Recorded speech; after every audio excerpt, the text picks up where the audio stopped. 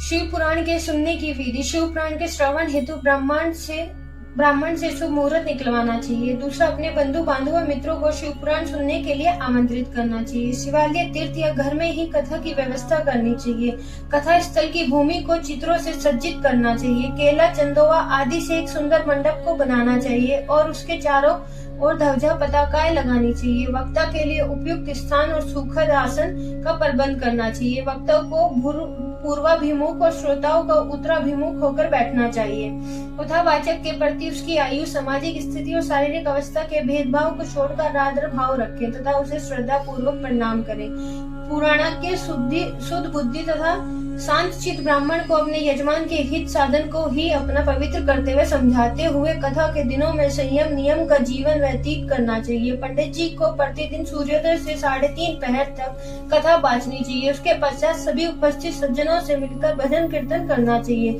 शिव पुराण के वक्ता की सहायता के लिए एक पुराणज्ञ पंडित भी होना चाहिए। कथा में आने वाले विघ्नों के निवारणार्थ विधि पूर्वक गणेश पूजन करना चाहिए। कथावाचक पंडित को अपने यजमान के शिव पुराण में साक्षात महेश्वर की भावना कराते हुए उससे इस पवित्र ग्रंथ का पूजन करना चाहिए और उससे यह प्रार्थना करनी चाहिए कि भगवान शंकर उस पर प्रसन्न होकर उसको इस ग्रंथ के मर्म को समझाने और निर्विघ्न श्रवण करने की क्षमता प्रदान करे। यजमान को कथा अवधि में ब्रह्मचार्य तथा शुद्ध आचरण का कठोरता से पालन करना चाहिए। यजमान को ऐसे 5 पंडित अलग से नियत करने चाहिए जो पंचाक्षर शिव मंत्र का निरंतर जाप करते रहे।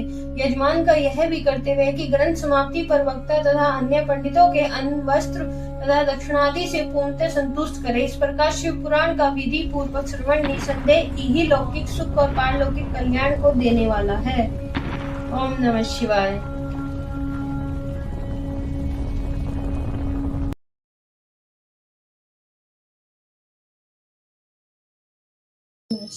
अब हम विंध्येश्वर संहिता का प्रथम खंड पढ़ेंगे।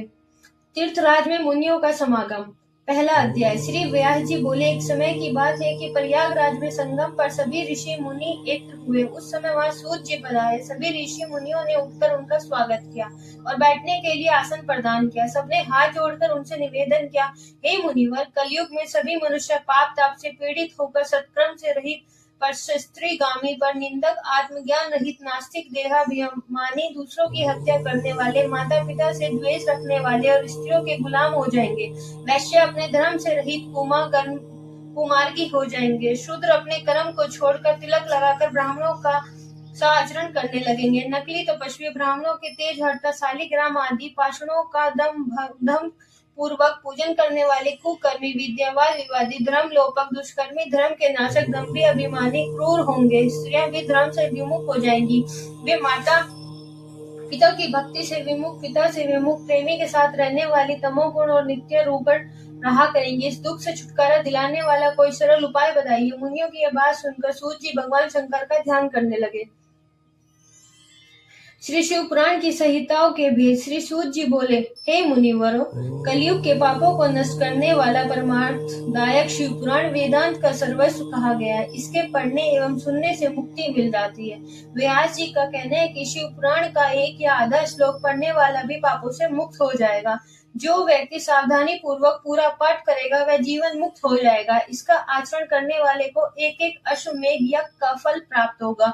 भगवान शिव ने इसे स्वयं उपनिषद रूपी समुद्र से मंथन करके निकाला है। इसलिए जो भी व्यक्ति इसका पान करेगा वह अजर अमर हो जाएगा। इससे धर्म, अर्थ, मोक्ष और पाप चारों पदार्थों का विवेचन किया गया है। उनकी प्राप्ति का उपाय बताया गया है एवं शिव जी की लीला और सभी ज्ञान विज्ञान का समावेश है। भगवान शिव जी ने पहले इसमें 1,00,000 श्लोक रखे थे। विद्येश्वर संहिता, रुद्र संहिता, विनायक संहिता प्रत्येक में 10-10 हजार श्लोक, उमा संहिता 8,000 श्लोक, मातृ संहिता में 8,000 श्लोक, एकादश रुद्र संहिता में 13,000 श्लोक, कैलाश संहिता में 6,000 श्लोक, सत रुद्र संहिता में 3,000 श्लोक, कोटि रुद्र संहिता में 9,000 श्लोक, सहस्त्र कोटि रुद्र संहिता में 11,000 श्लोक, मानवीय संहिता में 10,000 श्लोक और धर्म संहिता में 12,000 श्लोक रखे थे।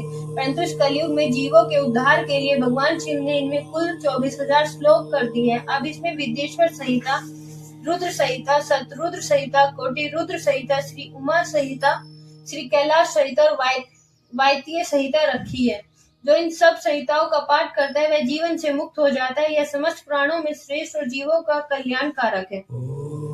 अगला अध्याय, ब्रह्मा जी का उपदेश। सूत जी बोले, पूर्व काल में जब कल्पों का नाश हो गया और बाद में पुनः इस कल्प का उदय हुआ तो 6 कुलीन मुनियों ने सृष्टि के प्रारंभ होने पर विचार किए कि सब सबसे परे है या नहीं। इसका निर्णय कराने के लिए ये ब्रह्मा जी के पास गए। ब्रह्मा जी ने बताया कि जो सर्वप्रथम उत्पन्न हुआ है उसमें मनवाणी की कोई गति नहीं है तथा जो ब्रह्मा, इंद्र और शिव आदि महाभूत और इंद्रियों की उत्पत्ति एवं समस्त संसार को पैदा करने वाला है वही सबसे परे। ऐसे सर्वज्ञ जगदीश्वर महादेव ही है जो भक्ति के द्वारा दर्शन देते हैं। रुद्र आदि देव भी उनके दर्शनों की अभिलाषा रखते हैं। उनकी भक्ति करने से ही उनके प्रसाद की प्राप्ति होती है। जैसे बीज से अंकुर और अंकुर से बीज बनता है। ब्रह्मा जी ने कहा, आप लोग महादेव जी की प्रसन्नता हेतु एक दीर्घ यज्ञ करिए जिसमें शिव जी की कृपा से आपको साध्य और साधन का ज्ञान प्राप्त होगा। मुनियों ने पूछा, हे भगवान, यह साध्य और साधन क्या है? ब्रह्मा जी ने कहा, साध्य शिवपद और साधन उनकी सेवा करना। वेद विधि द्वारा उनकी आराधना करने पर उनकी प्राप्ति होगी।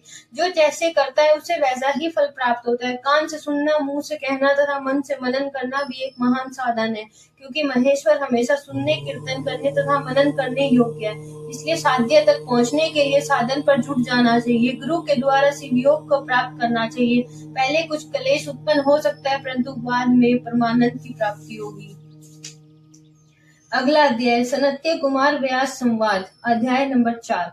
मुनियों ने ब्रह्मा जी से पूछा, श्रवण, मनन और कीर्तन क्या है, कैसे किए जाते हैं? ब्रह्मा जी ने उत्तर दिया, ईश्वर के रूप में गुण, नाम और उनकी लीलाओं से अपनी पूजा और जप द्वारा रुचि उत्पन्न करना एवं लगातार युक्तियों सहित अपने मन को उनके सामने करना मनन कहलाता है। पर ब्रह्मा, महादेव जी या शंभु भगवान के नामों को बार बार लेना या जप करना ही कीर्तन कहलाता है। दृढ़ता से भगवान संबंधी शब्दों को कानों से सुनना श्री श्रवण है। सत्संग में बैठकर महादेव जी की कृपा से श्रवण और कीर्तन करके उसका मनन करे तो यह सर्वोत्तम मनन है। इससे हमारी आत्मा पवित्र रहती है। सूत जी बोले, हे मुनियों, मैं इस साधन के बारे में एक प्राचीन इतिहास सुनाता हूँ, उसे सुनो। एक बार सरस्वती के तट पर मेरे गुरुदेव भगवान वेद व्यास जी तप कर रहे थे। वहां पर सनत कुमार जी ने उनसे पूछा, हे भगवान, शिव जी तो आपके प्रत्यक्ष सहायक है, फिर आप ऐसा कठोर तप क्यों कर रहे हैं? व्यास जी ने उत्तर दिया, मैं अपनी मुक्ति के लिए तप कर रहा हूँ। तब सनत कुमार जी ने कहा, ऐसा ही भ्रम मुझे भी हुआ था। इसी तरह मैंने भी अपनी मुक्ति के लिए मंदराचल पर्वत पर तप किया था। तब शिव जी की आज्ञा से उनके नंदीश्वर ने मुझे बताया था कि शिव जी के कीर्तन, श्रवण तथा मनन द्वारा ही मुक्ति मिल जाती है। तब मेरा भ्रम दूर हो गया था। अतः व्यास जी, आप भी ऐसा ही करें। ऐसा कहकर संत कुमार जी चले गए। इस पर ऋषि ने पूछा, जो व्यक्ति श्रवण, कीर्तन और मनन नहीं करता वह बिना प्रयत्न के किस प्रकार मुक्त हो सकता है? कृपया करें हमें बताएं। ओम नमः शिवाय।